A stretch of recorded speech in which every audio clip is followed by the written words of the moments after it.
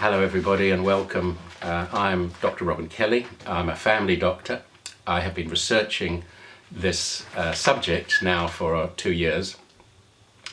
I have a background in radiation oncology in the UK and here in Auckland, but I've been in general practice for 38 years. Now, a family doctor has to look at all the evidence in front of them and do what's safe. First, do no harm. That's my job. One has to take each bit of science, we have to study it and be critical of it so people coming to see us, our patients, are not subjected to anything that's dangerous. And I've applied this principle rigidly as I can do, for 38 years. It was the reason that I started to take up acupuncture, and I'm sure if I'm interviewed by the media, that will be a big cross against my name, because I'm actually investigating the science behind other health systems that have been used for many years in other countries. So my focus has been first do no harm, also known as the precautionary principle. Now, I have to congratulate both Liz and Mangawhai, and thank you both for inviting me to talk to you. I wish I could be there on my own, in person, but I've been unable to do that. And congratulate Liz for her amazing, brave appearance on 7 Sharp, which has really backfired on TVNZ and shown TVNZ in their true colours. And I'll possibly mention that in a minute. So what's happening I'm going to be talking about the science and how I have looked at this science and tried to make sense of it. And the bottom line is that there has been a paradigm shift. No longer can anybody say that ionizing radiation, the stuff of X-rays and nuclear fallout, is the only problem. There's a whole spectrum of problems that go right through the electromagnetic spectrum into the radio frequencies that already surround us, but are going to be highly intensified with the proposed rollout of 5G. Now, the National Toxicology Program in the US, combined with the National Institutes of Health, which is a sort of massive organizations, have shown a statistically significant increase in brain and heart cancers in rats exposed to these radio frequencies over a period of time. But until recently, and possibly not so recently, the mechanisms behind that haven't been elucidated, and now that's completely changed. So we've got a paradigm shift.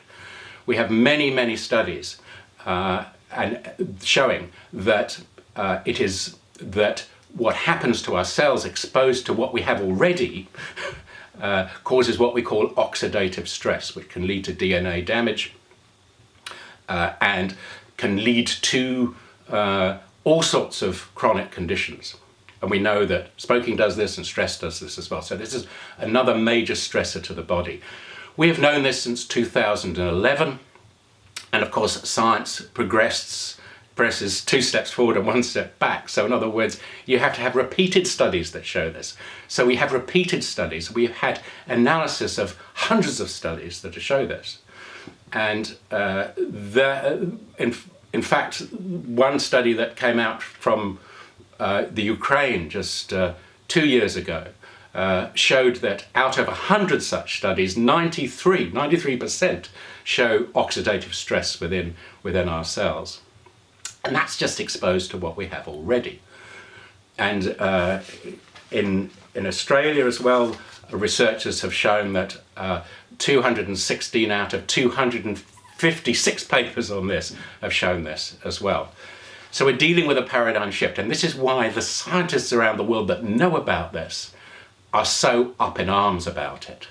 And we want to know why this is being ignored. So I have looked at the politics, I've looked at the governing bodies and committees around the world that seem to be ignoring this and feeding into the advisors to our government who just quote the committee findings.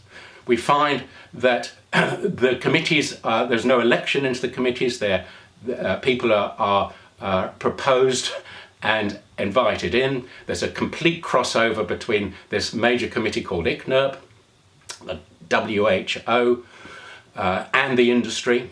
WHO I want to, in fact, encourage, and I can understand this, technology, especially wireless technology, so that the world and the third world gets access to this, and there are some advantages on this. But this drive has been abused, and now they are actively ignoring the science. So that's where I come in, the science. And I'm writing to pretty well every minister and the CEO of Spark about the science, and I'm getting these standard, oh, we're just doing what we're told. So what do you amazing guys do? It's got to happen. It's got to happen from the people, from the concerned parents, grandparents, because I tell you what, there's even more disturbing stuff coming through. And one of these, if you could just allow me to have a look at this, there's a series of studies being done how these wireless radio frequency signals can trigger cell death and significant loss of follicles in the ovaries of offspring. So therefore, if you're carrying your baby, there's a number of studies that show that that baby, that female, will not develop, will have the death of her follicles, and therefore her fertility affected in years to come. Now, how can anybody with any sense allow this to happen to future generations?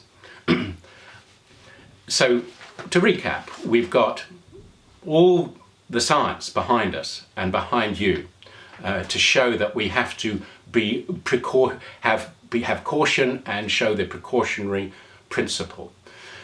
Do not be conned by anybody who says that non-ionizing radiation isn't dangerous and that the only effects of non-ionizing radiation are the heat effects on the body.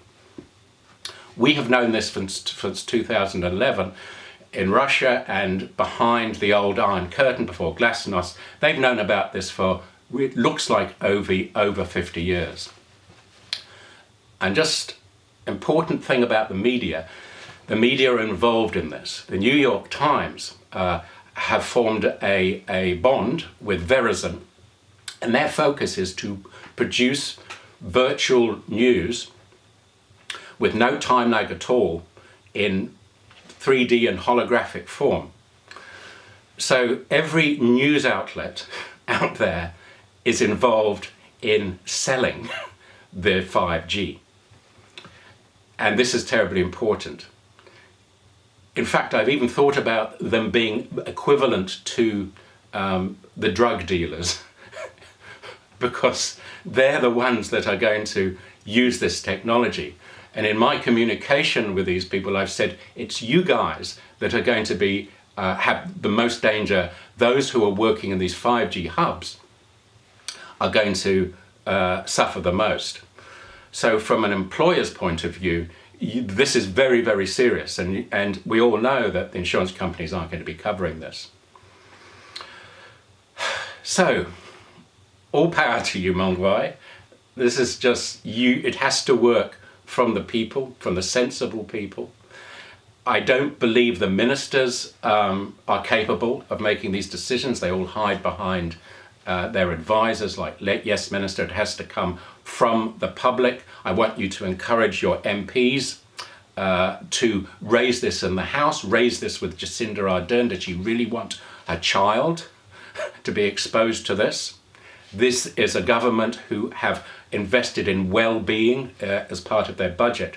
Now they have to put their money where their mouth is, okay? And you guys are the people, the public that can do this. I can do the science bit, I can do my doctorate bit, but it's got to come from the sensible people like you. So all the best, have a great meeting, and I hope to see you some stage. Bye.